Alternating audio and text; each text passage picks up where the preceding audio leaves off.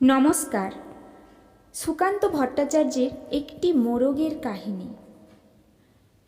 একটি মোরগ হঠাৎ আশ্রয় পেয়ে গেল বিরাট প্রাসাদের ছোট্ট এক কোণে, ভাঙা প্যাকিং বাক্সের গাদায়, আরও 2-3টি মুরগির সঙ্গে।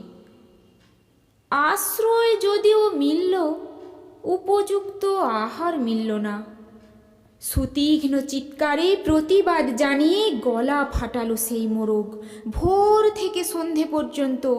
তবু সহানুভূতি জানালো না সেই বিরাট শক্ত ইমারত।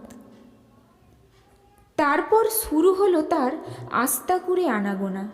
আশ্চর্য, সেখানে প্রতিদিন মিলতে লাগলো ফেলে দেওয়া ভাত রুটির চমৎকার প্রচুর খাবার। তারপর এক সময় আস্তাকুঁড়েও এলো অংশীদার, ময়লা ছেঁড়া ন্যাকড়া পরা 2-3টে মানুষ। কাজেই দুর্বলতর মোরগের খাবার গেল বন্ধ হয়ে। খাবার খাবার খানিকটা খাবার। অসহায় মোরগ খাবারের সন্ধানে বারবার চেষ্টা করলো প্রাসাদে ঢুকতে।